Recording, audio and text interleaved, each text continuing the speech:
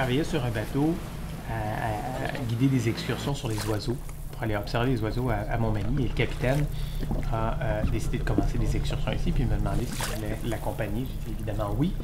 Et j'ai retrouvé un champ d'intérêt, un champ de recherche, un champ d'observation, une espèce de terra incognita idéal pour un jeune biologiste. C'est venu à partir de... Ouais, ben ça dépend s'ils descendent ou ils montent. Ouais.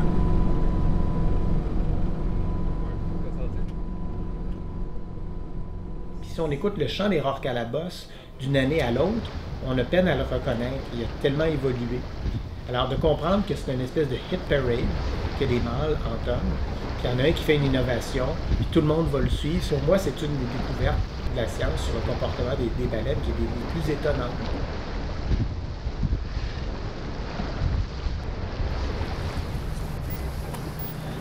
Pour protéger ces espèces-là, qui en ont besoin, il faut bien les connaître, puis il faut bien les faire connaître.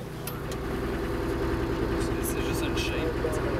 C'est probablement mieux quand tu peux voir en vrai. C'est ça. C'est comme pour ça que j'ai les photos. Quand tu vois la crache, tu Il y le a vois. peu d'espèces de baleines, somme toute. Il y a des milliers d'espèces d'oiseaux. Il y a des centaines et des centaines de mammifères terrestres. Il y a 80 espèces de baleines, dauphins, marsouins en tout. Raconter ces histoires-là, faire triper littéralement les gens sur ces animaux-là, avant qu'ils entendent parler des menaces qui planent sur leur tête, ça nous semblait la meilleure stratégie. Ben, le noyau, l'équipe du GREM, il y a l'équipe de recherche qui travaille en sciences, en été sur les bateaux à la collecte de données. Puis à l'automne, l'hiver et au printemps, qui vont travailler au traitement des données. On n'arrête pas. Comme là, c'est vraiment Photo ID, on les cherche, on les photographie, on essaie de les identifier, mais quand on fait le segment, c'est pas de savoir c'est qui, mais c'est de savoir qui en va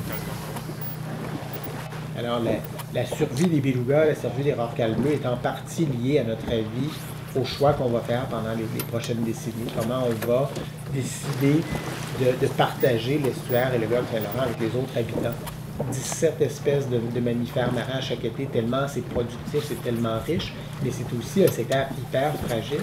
Quand on navigue sur Saint-Laurent, on a l'impression que c'est immense, mais quand on regarde de Saint-Laurent vu du ciel, on voit que c'est un petit filet d'eau. C'est un endroit qu'on devrait considérer comme tel, un endroit fragile, précieux, riche, exceptionnel,